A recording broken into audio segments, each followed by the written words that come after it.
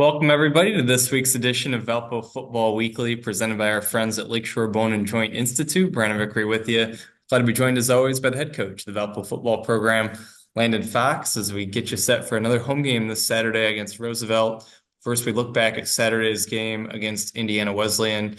I want to talk about your team and your performance in just a moment, but let's start with the atmosphere and the fan support. What was it like for you to play under the lights and for the players to get the opportunity to play in that type of atmosphere? And also, when you play so many close games like Saturday, how does a home field advantage like that make a difference in a game? Oh, it's a huge difference to have the support of the student body and then the community. When you walk out to the field, I mean, the stands were packed, and to have a fireworks show and smoke, and I mean, you added to the level of excitement. There was already excitement there because you're playing a somewhat local team. It kind of created now a rivalry. To then the atmosphere, everything just heightened, and just very. I mean, it couldn't be more grateful to the people who made it happen. And if that's the students, that's people behind the scenes. But you talk about unbelievable atmosphere. One that probably pressed our first two games, and those are two FCS top 25 type opponents. And really, if you look at it, may have had a better environment here than the first two games on the road. Let's talk about the game. Let's talk about how your team played. 268 rushing yards. It was higher than any game from a year ago. You had nearly two 100-yard rushers in the game with Mansoray and Tyler. How were you able to run the ball so effectively on Saturday? Yeah, it starts up front. That was a step that we took in week two. We challenged them, hey, not to be a one-hit wonder, and can we come back and do it again? And they continued, and we're going to need that continued development. We'll probably talk about Roosevelt, but very challenging in terms of multiple fronts. But it started up front, and then the ability to, those running backs ran hard, and broke some tackles, and then Karan at the quarterback making the right reads when to pull the ball and when not to.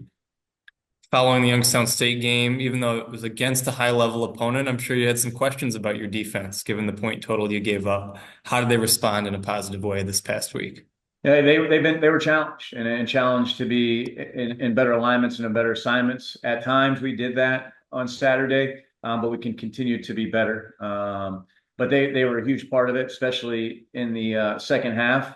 When we needed some stops, they got them and created some turnovers, something that we hadn't done very well, and we were able to get some turnovers, which, in my opinion, were the difference in the game. And then you always have a good defense when you're controlling the ball in offense. I think we were nearly at 40 minutes, I believe, and so when you can do those, it's a good complementary football.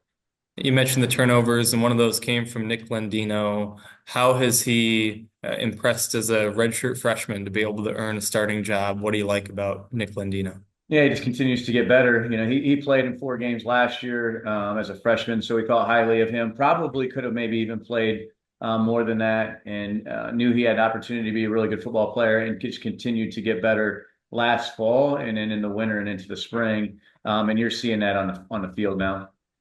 I think the play that most people asked about or were talking about after the game on Saturday was the play where you had the field goal blocked and it turns into a first down. Kind of walk me through what you saw from your perspective. Well, walk through my perspective was try to run a play as fast as I could because I was like, there's no way this could be legal where you can actually kick the ball and throw the ball. So that's what actually went through my head, and we did. We got out there quickly to try to run a play. Um, but where you, and in all seriousness, where you really are proud of the guys, that's something we practice all the time. Not getting blocked and catching it, but we call it a fire call.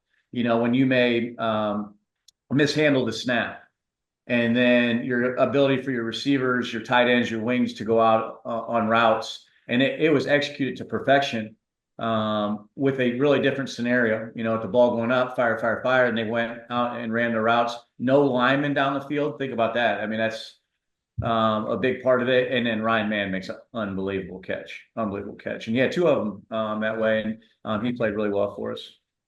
You alluded to Roosevelt earlier in our conversation. It's a first-time opponent for the program. What can you tell the fan base and those watching about the opponent, and what are the keys against them on Saturday? I think number one, you're getting that local flavor again. That local kind of rivalry thing where hey, they're from Chicago, we're here. So the familiarity with the program will breed interest in the game. From a defensive perspective, there are multiple fronts. They get into a variety of different looks, different than we've played over the last few weeks. So we're going to have to be prepared for that. Offensively, very sound two-back set. Do a nice job trying to control the football in the run game. Special teams wise, got very good athletes on all sides of the ball. Obviously, from the recruiting base, can find really good football players. So it'll be a very similar game, to the Indiana Wesleyan game in terms of the type of football player that you're going to see out there.